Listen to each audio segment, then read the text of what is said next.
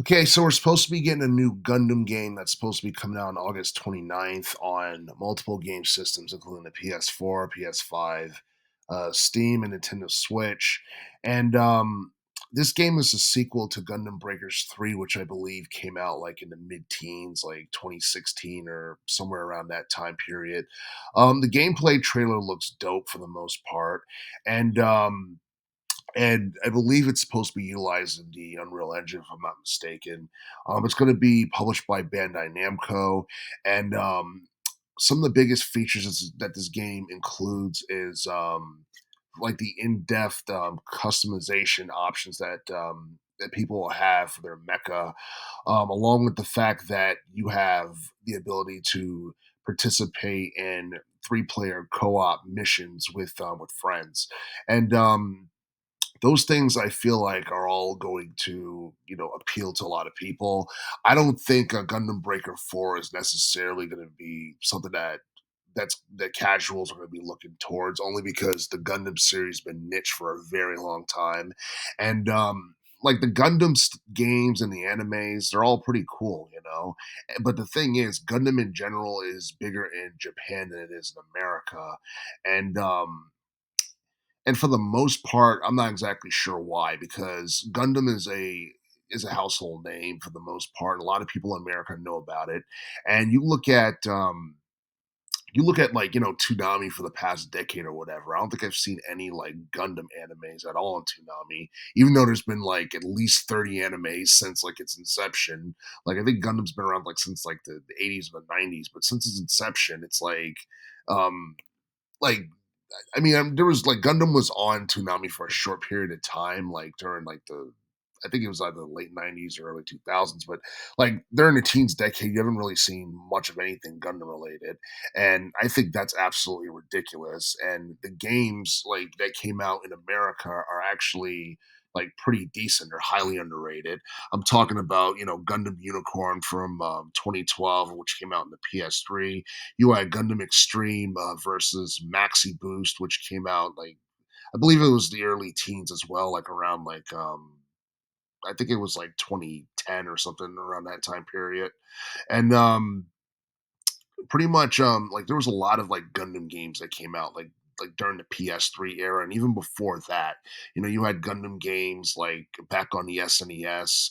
The Endless Duel game from '96. That's a timeless classic. The soundtrack was amazing. Um, there've been a lot of games that's come out throughout multiple generations of gaming, and they never got the type of credit that it deserves. And it's because the Gundam series in general is very niche. But that being said, Gundam Breaker 4 looks really impressive, and people can pre-order the game right now before it releases on multiple game systems. And for those who decide to get the digital Ultimate Edition, you'll have access to like the base game, five-story mission packs. You can unlock like exclusive kits that people won't have access to. Like I believe there's like 15 different kits people have access to if they gain early access to it or if they pre-order. You also get like an action figure, get a poster set. I mean, it's really promising, and I'm pretty sure the price is going to be ridiculous. I haven't really gotten the price for those things, but yeah, there's a lot of stuff and a lot of content that people can gain early access to if they decide to pre-order. And I do feel that Gundam, despite the fact that it's very niche and only caters to a certain audience, it's something that's going to be around for a very long time. And I feel like the Gundam series definitely deserves more exposure, more attention than it gets in America. But Gundam Breaker 4 looks really promising. It's probably going to be like one of the more underrated video games that we're going to get in relation to 2024.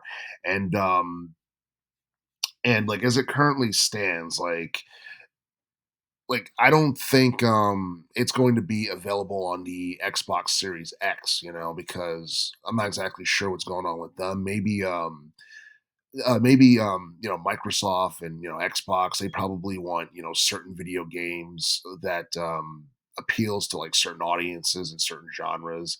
They probably want that on their game system, and honestly, Gundam Breaker 4 probably wouldn't be that great of a fit on Xbox because you look at Nintendo, you look at Sony, Japanese companies that produce consoles. Obviously, Gundam will stand out on that. Microsoft and Xbox are American, and that's probably what it is. But either way, I still feel like Gundam's Breakers 4 is going to be something that a lot of people will probably like be interested in. I don't expect to see the game at like a used video game store like anytime in the future. And the reason I say that is because, like, for the most part, these are going to be games that once they come out, it's going to be hard to find them, or there's only going to be like two copies of them at a used game store because they're going to be rare. And then years from now, they're going to be worth like way more than what it's going to be worth once it comes out. But yeah, I mean, I'm surprised that the Gundam Breakers series is still going. A lot of people thought that Gundam Breakers 3 was probably going to be it for quite some time, but it's cool that the Gundam series is still going, and I'm pretty sure that a lot of people who've been fans of Gundam since the 90s and the 2000s are going to check the game out when it comes out on August 29th.